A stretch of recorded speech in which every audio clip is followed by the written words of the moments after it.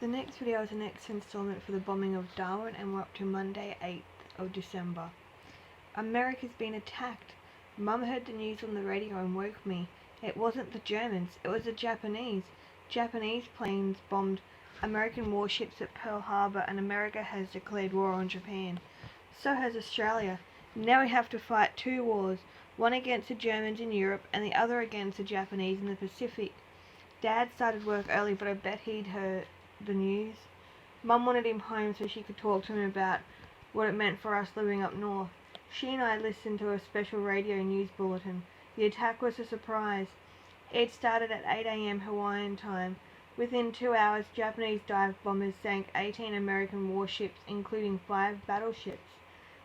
Thousands of sailors are missing. I had a poster of all the different types of warships on my sleep-out wall in Adelaide. Battleships are the biggest. I've always imagined they were unsinkable. The attack on Pearl Harbor wasn't the only bad news.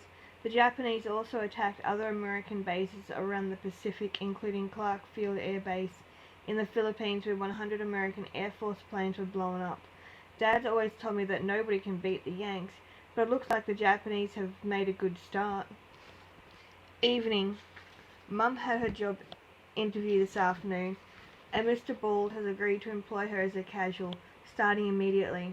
He explained that the post office staff has been very busy since the German war started, sending messages between England and Australia. He said he can't imagine how busy they'll be in the next few months with the second war declared. Mum goes in tomorrow for training. Once she's familiar with the equipment, she can start work.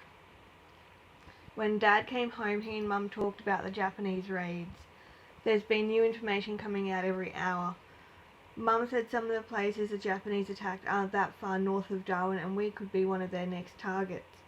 Dad told her she was panicking and not to worry, which is funny because he's the one who's talked about the Japanese threat for years. Perhaps he's just trying to keep her calm.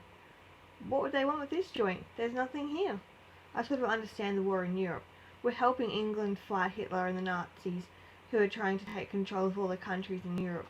But the Pacific is just a lot of water and a few islands. Why would the Japanese want to control that?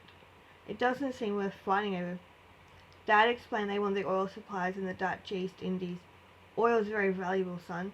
That's why it's called black gold. And that ends that installment for the bombing of Darwin.